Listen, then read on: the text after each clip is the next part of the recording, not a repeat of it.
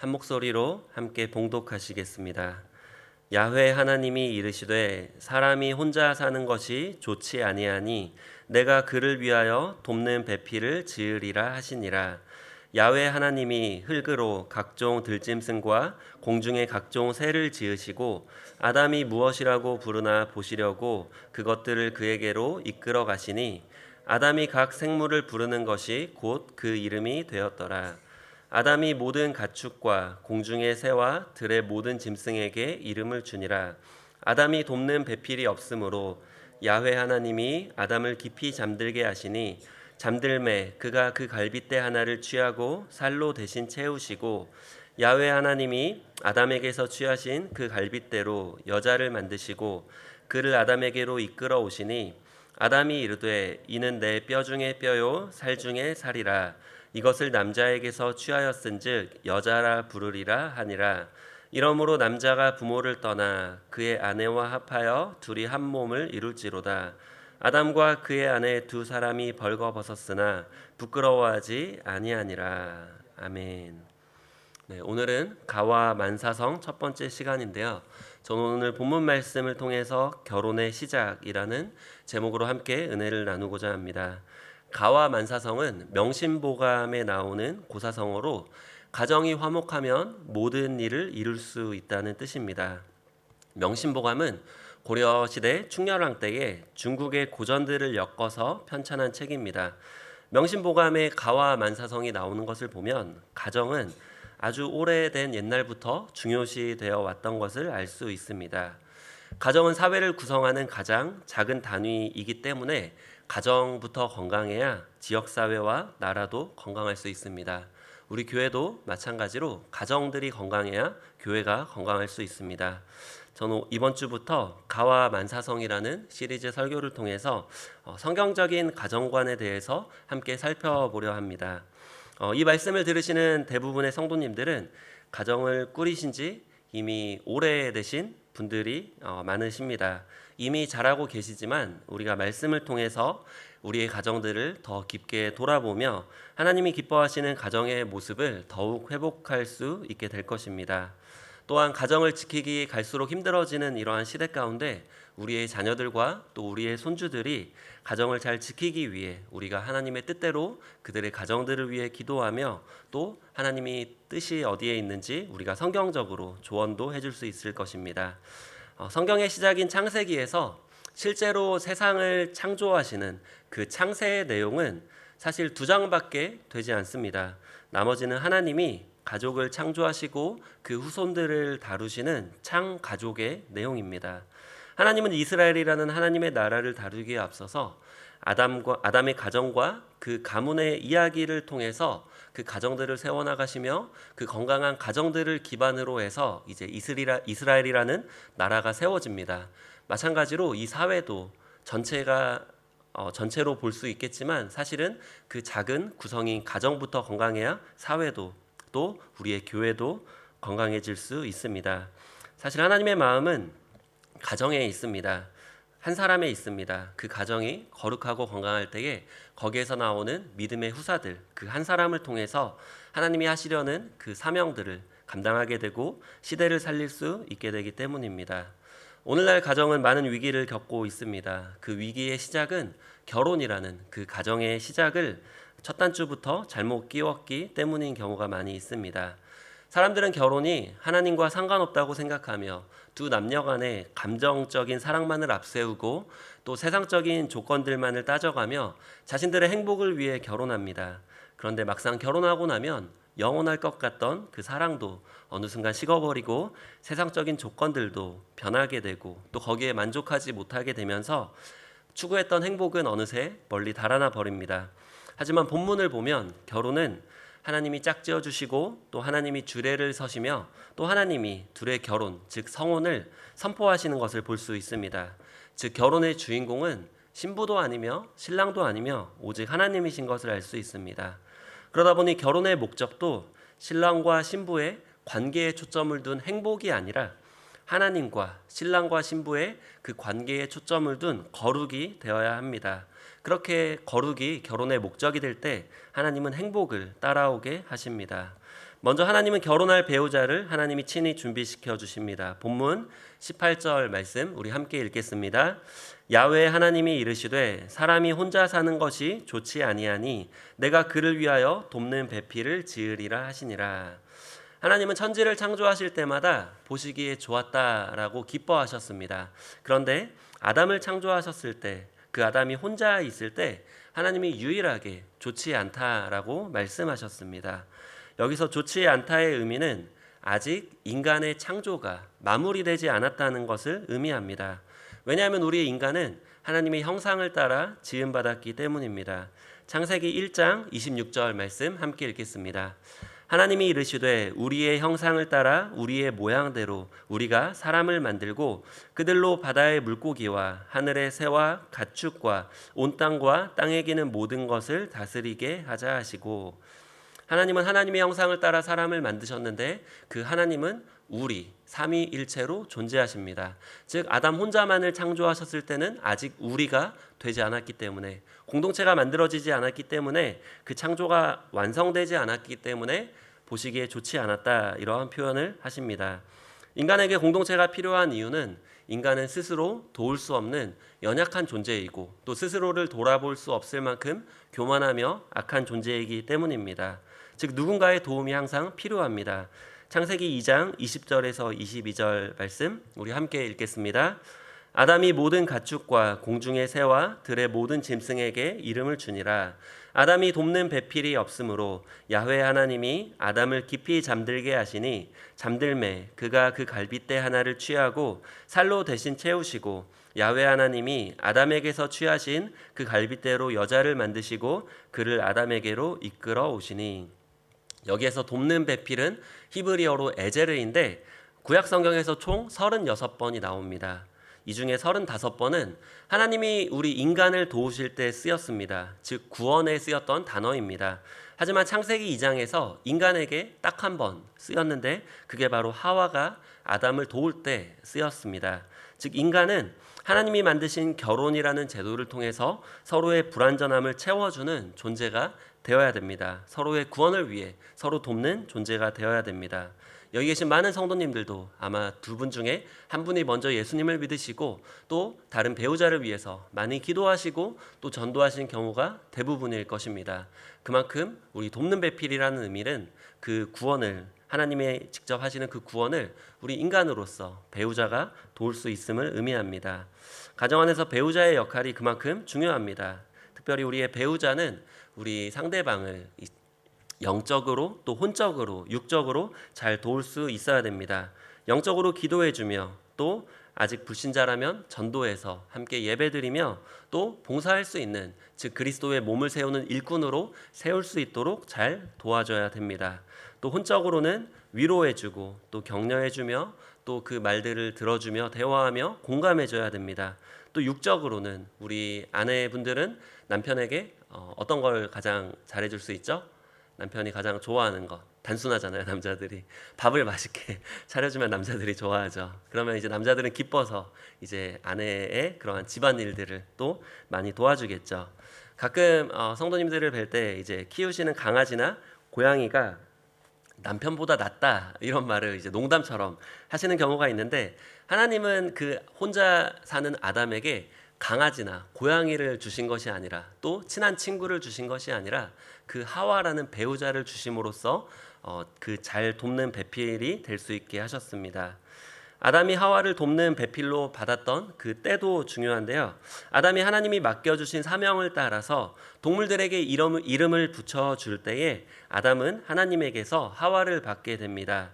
또한 하나님은 아담을 깊이 잠들게 하신 후에 아담의 갈비뼈로 하와를 만드셔서 아담에게 이끌어 오셨습니다. 즉 배우자를 인도하시는 분이 하나님이시라는 거죠. 그런데 그 배우자를 인도받을 때 그때에 그 인도받는 사람이 준비해야 될 것이 있습니다. 바로 하나님의 사명을 감당하는 것입니다. 왜냐하면 우리가 하나님의 사명을 감당하지 않으면 우리는 여전히 세상을 향해서 육신의 정욕과 안목의 정욕과 이생의 자랑에 눈을 떠 있기 때문에, 성령 충만하지 못하기 때문에 하나님이 인도하시는 하나님의 뜻에 맞는 배우자를 찾기가 힘들기 때문입니다. 하나님의 사명을 감당할 때 우리는 성령 충만해지며 세상적인 눈이 감겨지고 비로소 하나님이 예비하신 그 배우자를 만날 수 있습니다. 우리의 세상적인 욕심과 기대를 포기하지 않고는 하나님이 예비하신 배우자를 만날 수 없습니다. 가끔 청년들끼리 이제 이렇게 같이 섬기고 봉사하다가 서로 시간을 많이 보내게 되면 옆에서 이제 둘이 잘 어울린다, 어때, 이렇게 얘기를 하면은 서로 이제 손살을 칩니다. 절대 아니라고.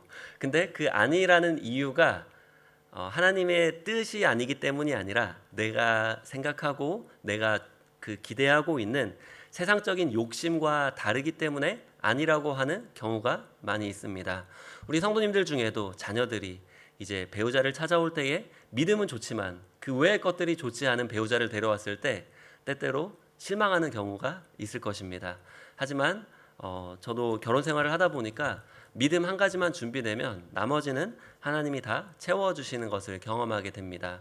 반대로 믿음이 없고 나머지가 다 준비되어도 결국 그 믿음 하나가 그 결혼할 때 혼수로 준비되어지지 않았기 때문에 그 결혼은 실패하고 또 무너지는 것을 보게 됩니다. 하와는 아담의 갈비뼈로 만들어졌습니다. 부부가 서로 닮아간다는 표현을 자주 쓰곤 하는데 사실 원래 부부는 영적으로 한 몸이었기 때문에 닮아가는 것이 아니라 같은 것입니다.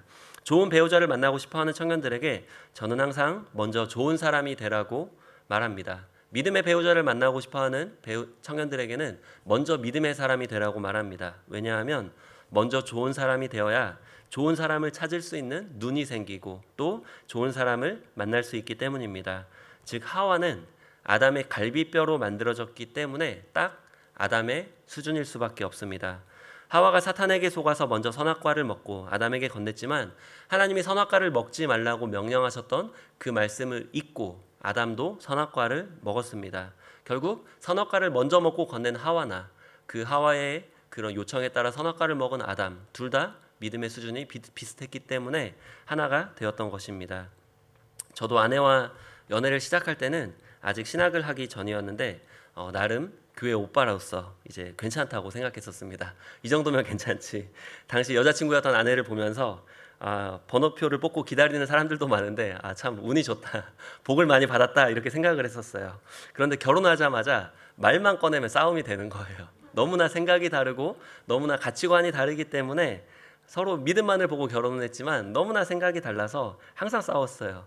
그러니까 뭐 이런 사람이 다 있나, 결혼 신혼 때는 항상 이런 생각을 많이 했어요. 진짜 이상하다, 도저히 이해할 수 없는 사람이다, 어떻게 같은 하늘 아래 이런 사람이 있지 생각을 했었는데 하나님 앞에 이제 기도하고 또 말씀을 듣다 보니까 진짜 이상한 사람은 저라는 걸 하나님이 깨닫게 해주셨어요. 아내 정도나 되니까 이러한 나를 감당하고 살 수 있구나 하면서 오히려 아내를 고마워하게 되었습니다. 이래서 아담에게도 돕는 배필이 필요했던 것 같습니다. 만약에 제가 결혼을 안 했다면 그 결혼 생활을 통해서 저의 진짜 본 모습을 보지 못하고 그냥 괜찮은 사람이라고 착각하며 지금까지도 또 평생 살게 되었을 것 같아요. 그런데 결혼을 하면서 부부싸움을 통해서 상대방의 잘못을 보는 게 아니라 하나님이 나의 잘못을 또 나의 부족함을 깨닫게 하시고 또 더 기도하게 하시면서 서로의 부족함을 채워주는 돕는 배필이 되게 하셨습니다. 그래서 결혼을 통해서 저는 조금 더 하나님이 기뻐하시는 사람이 되어가고 있는 것 같습니다. 하나님은 우리의 불완전함을 채우시기 위해서 배우자를 허락하셨습니다. 짧지만 이 결혼 생활을 해보니까 정말 결혼이 나의 부족함을 채울 수 있는, 불완전함을 채울 수 있는, 하나님이 보시기에 혼자 살 땐 좋지 않지만 그 좋게 만드는, 하나님의 보시기에 좋았더라 할 수 있는 그 과정이 결혼인 경우가 되는 것 같습니다. 앞으로 부부싸움 하실 때마다 이제 상대방의 부족함이 아닌 나의 부족함을 깨닫고 먼저 용서를 구하시는 저와 여러분이 되시길 예수님의 이름으로 축원드립니다. 물론 사도 바울과 같이 이제 독신의 은사가 있는 경우도 아주 가끔 있습니다. 거의 없다고 봐도 무방합니다. 왜냐하면 하나님의 뜻은 생육하고 번성하여 땅에 충만하는 것이기 때문입니다. 그런데 독신하면 생육하고 번성할 수 없기 때문에 하나님의 일반적인 뜻은 결혼하여 자녀를 많이 낳고 믿음으로 그 자녀들을 길러내는 것이 하나님의 뜻입니다. 사도 바울은 부부싸움할 아내가 없었죠. 그래서 아마 바나바와 크게 다퉜는지도 모릅니다. 아니면 부부싸움을 통해 연단받을 기회가 적었기 때문에 많이 이제 40에 하나 가만매를 맞기도 하고 감옥에 갇히기도 하고 또 그러한 연단을 많이 받았을 수도 있습니다. 육체의 가시를 또 하나님이 고쳐주시지 않았죠. 저도 이제 아내를 통해서 저의 교만한 모습을 많이 깨닫게 해주시는데요. 가끔 이제 말씀을 듣고 이제 저한테 오셔서 이제 은혜 받았다고 이렇게 말씀하시는 성도님이 계시면 저는 이제 어깨가 으쓱해져서 이제 아내한테 가서 이런 일이 있었다고 말을 하면 아내 표정이 싹 바뀌어요. 할 말을 알죠. 저는 무슨 말을 할지. 교만하지 말라 이런 말을 하는 거죠. 하나님이 은혜를 주신 건데 하나님이 대단하신 거지 어찌 당신이 대단하냐 이런 말을 하죠. 항상 하는 말 뻔하죠. 그래서 이제 그냥 그런 말 이제 안 해요. 이제 아내한테 어차피 무슨 말을 할지 아니까. 아담은 이제 하나님이 인도해 주신 그 하와를 보고 감탄합니다. 창세기 2장 23절 말씀입니다. 우리 함께 창세기 2장 23절. 네, 제가 읽을게요. 아담이 이르되 이는 내 뼈 중에 뼈요 살 중에 살이라 이것을 남자에게서 취하였은즉 여자라 부르리라 하니라. 아담은 하나님이 예비해 주신 이끌어오신 그 하와라는 배우자를 보고 감탄이 있었어요. 이는 내 뼈 중에 뼈요 살 중에 살이라. 그러한 감탄이 우리에게도 다시 회복돼야 됩니다. 그리고 아담의 고백을 보면 내 뼈 중에 뼈요 내 살 중에 살이라는 표현은 결국 그 부부가 한 몸이라는 의미입니다. 창세기 2장 24절에 보면은 이러므로 남자가 부모를 떠나 그의 아내와 합하여 둘이 한 몸을 이룰지로다. 여기서 아담에게는 부모가 있었나요? 없었나요? 육체의 부모는 없었죠. 그런데 하나님이 친히 부모님이 되어 주셨죠. 그래서 우리 부모의 역할도 사실은 하나님의 역할을 대신해서 맡게 되죠. 그러니까 하나님의 자녀를 하나님을 대신해서 맡는 역할이 부모라는 거죠. 그러니까 내 자녀라고 해서 내 마음대로 화내고 내 마음대로 내 뜻대로 키우는 것이 아니라 하나님의 자녀이기 때문에 하나님의 뜻에 따라 하나님의 사랑으로 키워야 되겠죠. 부부는 영적으로 한 몸이기 때문에 부부가 서로를 힘들게 하거나 상처를 주는 것은 결국 자신을 힘들게 하고 자신을 상처 주는 것이 됩니다. 왜냐하면 내 뼈 중에 뼈요 내 살 중에 살이기 때문입니다. 부부 생활에서도 때때로 상대방을 상처 주거나 상대방을 힘들게 하면 그것이 그대로 나에게 돌아오는 것을 경험할 수 있죠. 남편이 아내에게 상처 주는 말을 함부로 하면 그날 저녁에 아내가 차려주는 밥상에 그 메뉴가 달라지겠죠. 그런 것처럼 한 몸이라는 거죠. 부부는 한 몸이 된 부부에게는 놀라운 신비가 있어요. 창세기 2장 25절 말씀, 우리 창세기 2장 25절 우리 제가 읽어드릴게요. 아담과 그의 아내 두 사람이 벌거 벗었으나 부끄러워하지 아니하니라.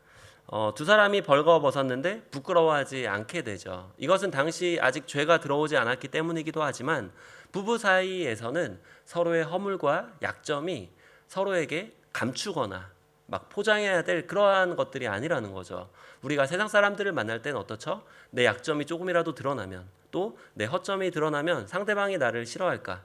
상대방이 나를 어떻게 생각할까 걱정하면서 우리는 자기 스스로를 포장하게 됩니다.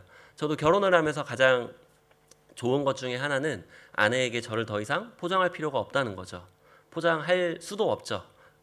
제가 어떤 사람인지 가정 안에서 너무나 잘 드러나기 때문에 그래요. 가정 안에서 저의 별명은 두 가지예요. 첫 번째는 이제 사이코패스예요. 저는 사실 이제 상대방의 이런 마음이나 그런 것들을 공감을 잘 못해요. 그래서 하나님께 많이 기도하고 또 성도님들과 대화를 할 때 공감하려고 많이 노력하는데 아직도 많이 부족해요. 두 번째로는 분노 조절 장애예요.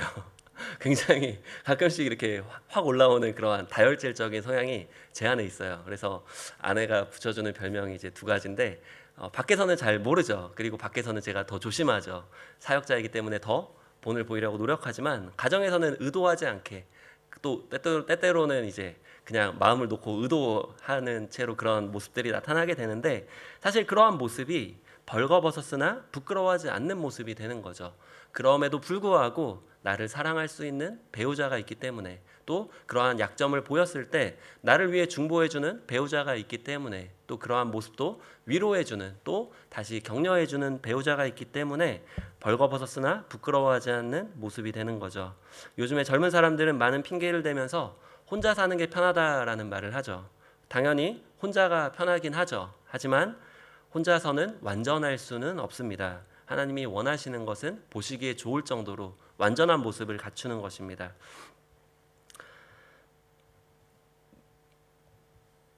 그래서 우리 오늘 말씀을 듣고 이제 집에 가셔서 이제 옆에서 잘 지내시는 남편 또 아내분들을 괴롭히시면 안 돼요. 오히려 이제 내가 이렇게 잔소리해서 어떻게든 이렇게 완전한 사람으로 만들려고 하는 것이 아니라 상대방의 잔소리를 잘 들어줌으로써 그 사람이 자신의 자존감이 세워지고 또 하나님 앞에 더 나아올 수 있도록 우리가 잘 도와야 됩니다.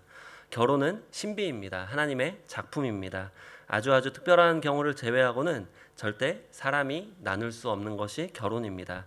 마태복음 19장 4절에서 6절에는 이렇게 말씀합니다. 예수께서 대답하여 이르시되 사람을 지으신 이가 본래 그들을 남자와 여자로 지으시고 말씀하시기를 그러므로 사람이 그 부모를 떠나서 아내에게 합하여 그 둘이 한 몸이 될지니라 하신 것을 읽지 못하였느냐. 그런즉 이제 둘이 아니요 한 몸이니 그러므로 하나님이 짝지어 주신 것을 사람이 나누지 못할지니라 하시니. 아멘. 오늘도 부부 안에서 하나님이 허락하신 창조의 신비와 예수님을 닮아가시는 성화를 경험하시는 저와 여러분이 되시길 예수님의 이름으로 축원드립니다. 기도하겠습니다.